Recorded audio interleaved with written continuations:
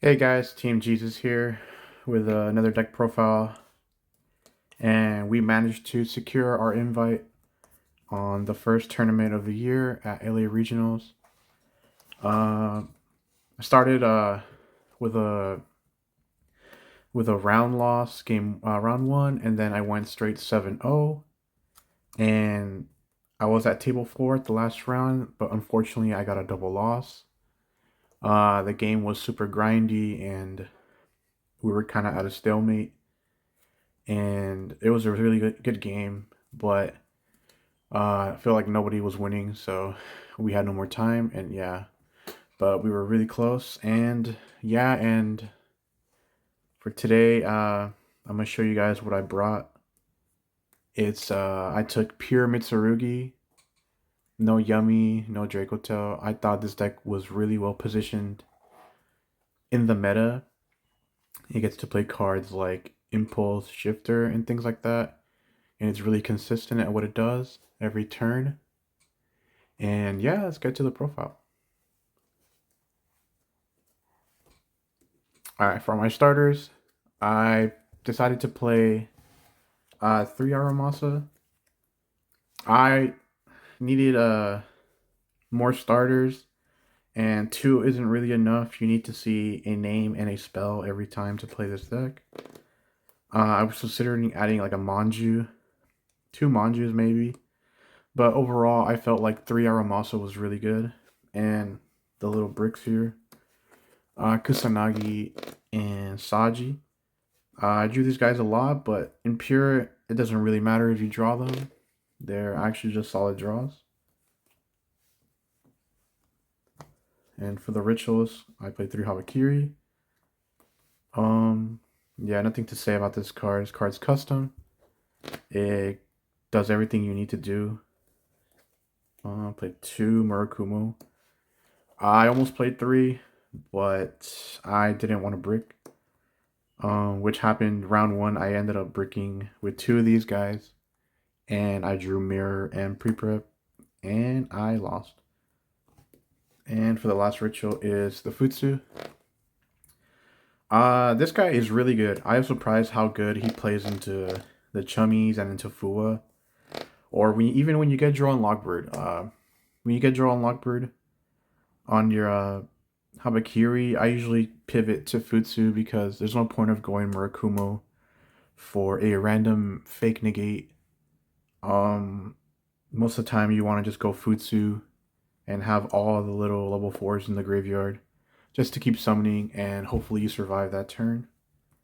And yeah, I think this card is really solid. The rest of my cards are my hand traps. I played the Showan Shifter. I think this card's really good into Draco Till format and into Yamimitsu. Um, it kind of won me a couple of games into Draco Till. I drew it a lot. I think round 7. Drew it all 3 games. This card's just insane. And yeah, I would keep playing this card. And then my other hand shows just 3 Fuelos. Uh, this card is almost never resolved the tournament. It's always getting ashed. But it's like the best card you can play going second at the moment. And then the rest is just 3 ash. This is just for trying to be a chummy. And my last hand traps are 3 Dominus Impulse. I think the only reason to play this deck is because you get to play this card. This card kind of just stops the entire Mitsurugi line in Yamimitsu. Forces them to play 1 engine. And you want your opponent just to play Yummy because 1 Murakumo wins the entire matchup. It's also really good into Dracotel, just to beat Rahu Ketu. They're just extra copies of Ashes. And this deck doesn't care about the lock, so it's a really solid card. And my last hand trap was 3 Impermanence. This was mostly there because I wanted a generic card that beats like VSK9, mostly Noroi, and it hits like Arthelion just because I don't play Bell. I don't want to draw Bell and Impulse and feel conflicted of using which one, and if I do draw it, And I thought Imperm at the end of the day was a generic card that can stop my opponent from like comboing if they don't have anything to extend to. And yeah, I only played I guess what, these hand traps, and that's it.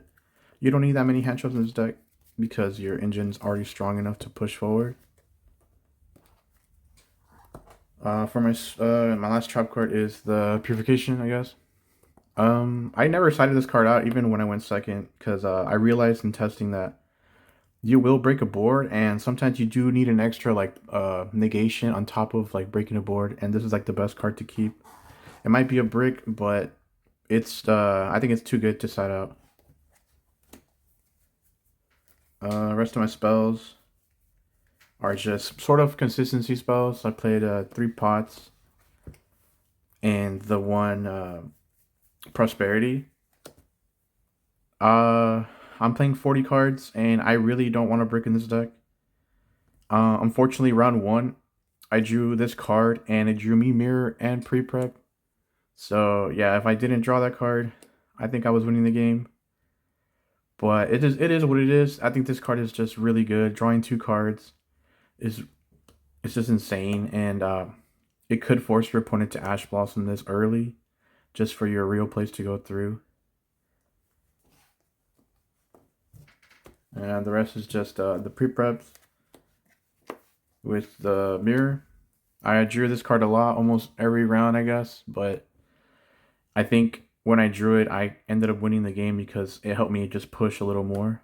But when you draw pre-prep, it just feels way better.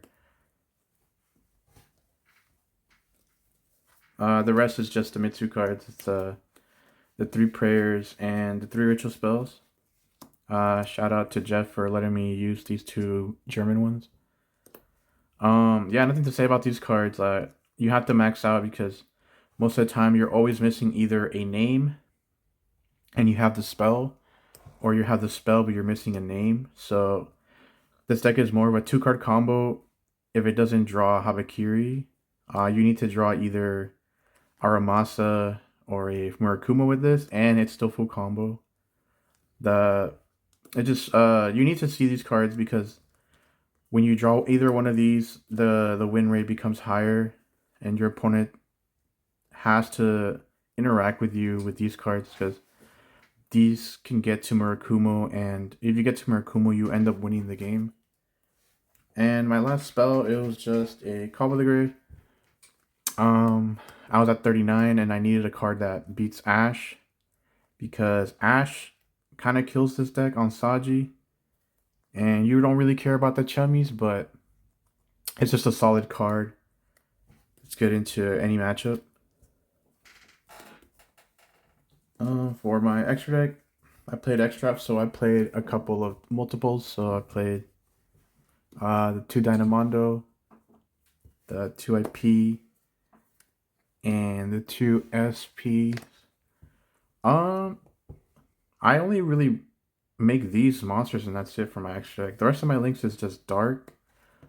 This card is actually one of the best cards in here. I should probably be playing 2 because everyone's playing either Yamimitsu, and stealing a Murakumo with this card is game winning. And I should have played another one because I was banishing a lot. And then my other link was a Phoenix and a Gorgon. I think this Phoenix probably should have been another dark, but I wanted to have an extra removal card. If I was locked into the Dominus Impulse, I could still MST something. And this card kind of just never comes up. I wasn't really playing this deck as like I'm spamming from my extra deck. I was just summoning Murakumo Futsu, setting some back row, and passing. But these are the only cards that really do ever come up. And those are for my links.